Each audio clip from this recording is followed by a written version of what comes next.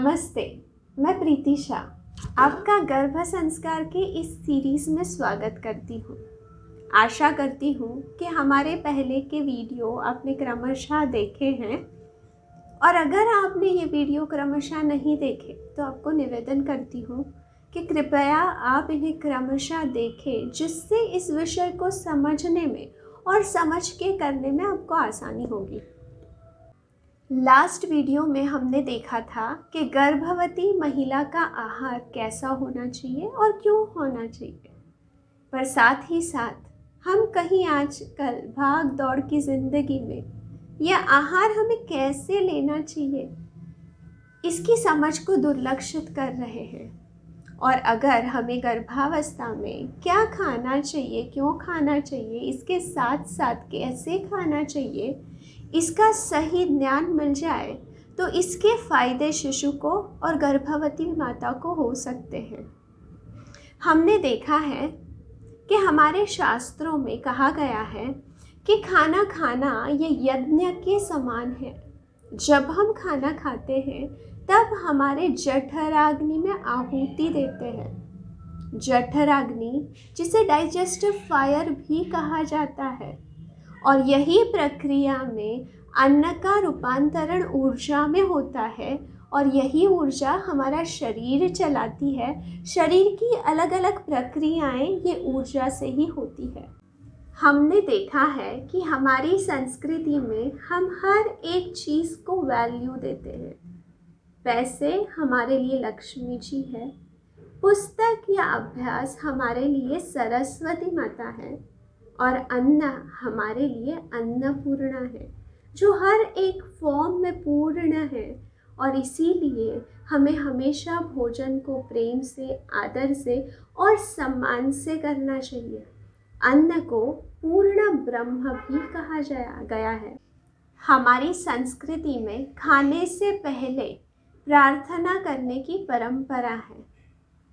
प्रार्थना करने से, ग्रैटिट्यूड देने से भोजन की ऊर्जा बढ़ जाती है। भोजन अधिक तृप्ति देता है, अधिक स्वाद देता है। और इसीलिए हमने देखा है कि हम लंगर में खाना खाते हैं या फिर सत्यनारायण का जब हलवा खाते हैं वो हमें बहुत ज़्यादा स्वादिष्ट लगता है, क्योंकि प्रार्थना करने से, फूड को ग्रैटिट्यूड देने से फूड के मॉलिक्यूल्स में सकारात्मक बदलाव हम लाते हैं, जो पाचन में बहुत सहज हो जाता है, जिससे हमें ज़्यादा पोषक तत्व मिलते हैं, ज़्यादा ऊर्जा भी मिलती है। खाने से पहले बोले जाने वाले बहुत सारे स्तोत्र हमारे पास है, जैसे कि एक अन्नपूर्णे सदा पूर्णे शंकर प्राणवल्लभे ज्ञान वैराग्य सिद्ध्यर्थम भिक्षाम देहि च पार्वती। ऐसे ही कुछ लोग हमारे मातृभाषा में भी हैं जो बहुत सुंदर सुंदर है। मराठी में ऐसे ही भोजन से पहले बोली जाने वाली एक सुंदर प्रार्थना मुझे पता है, जो मैं आपके सामने बोलना चाहूँगी। वदनी कवळ घेता नाव घ्या श्रीहरीचे, सहज हवन होते नाव घेता फुकाचे, जीवन करी जीवित्वा अन्न हे पूर्ण ब्रह्म, उदर भरण नोहे जाणीजे यज्ञ कर्म। जय जय श्री रघुवीर समर्थ। मुझे जितने श्लोक या प्रार्थनाएं पता है वो मैं डिस्क्रिप्शन बॉक्स में मेंशन कर रही हूँ, पर अगर आपको भी डिस्क्रिप्शन बॉक्स के अलावा कोई भोजन से जुड़ी हुई प्रार्थना या स्तोत्र पता है या अलग अलग मातृभाषाओं में प्रार्थनाएं पता है तो कमेंट सेक्शन में ज़रूर लिखिएगा, जिससे दूसरे लोगों को भी इसके लाभ मिले। हमें खाना खाते वक्त हमेशा कनेक्ट होके हमारा 100% ध्यान खाने में रख के खाना खाना चाहिए। सिर्फ टंग से हमारे भोजन को हमें एंजॉय नहीं करना है, तो हमारे पांचों इंद्रियों के साथ हमें भोजन का आस्वाद लेना चाहिए। ऐसा करने से हमारी लार बहुत अच्छे से हमारे भोजन में मिक्स होती है, हम अच्छे से चबा चबा के खाते हैं। और इसीलिए हमें पता है कि जितनी लार ज़्यादा मिक्स होती है मुंह में अपने भोजन में, पाचन उतना अच्छा होता है। और जब हम पंचेंद्रियों के साथ एंजॉय करते हैं ना खाने को, तो हम खाना खा रहे हैं ये संकेत हमारे दिमाग को, हमारे शरीर को मिल जाते हैं और हमारा शरीर HCl यानी हाइड्रोक्लोरिक एसिड सिक्रीट करता है, जिसे हम बोलते हैं जठराग्नि। और उसी के वजह से खाने का पाचन बहुत अच्छा होता है और हमें उस खाने से बहुत न्यूट्रिएंट्स मिलते हैं। हमें हमारे हाथों से खाना खाना चाहिए। हमारे हाथ की उंगलियों में पंच तत्व है, हम पंच तत्वों के बने हुए हैं और हमारा शिशु भी पंच तत्व से बन रहा है। जब हम हाथों से निवाला लेके खाते हैं तब हमारी समान मुद्रा बनती है। ये मुद्रा हमारे पंच तत्वों को संतुलित रखने में मदद करती है।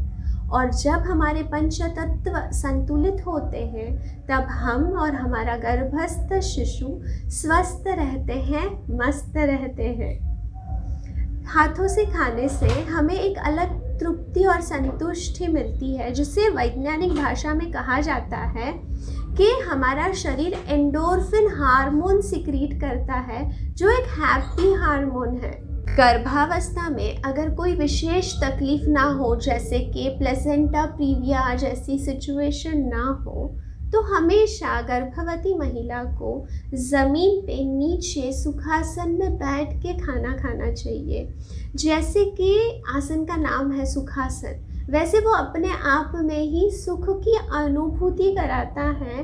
और जब गर्भवती स्त्री सुखासन में नीचे ज़मीन पे बैठती है तो उसका हिप ओपनिंग होता है, जो नॉर्मल डिलीवरी के लिए, नेचुरल डिलीवरी के लिए बहुत उपयोगी होता है। जितना हो सके उतना हमें खाना पारंपरिक पद्धतियों से बनाना चाहिए।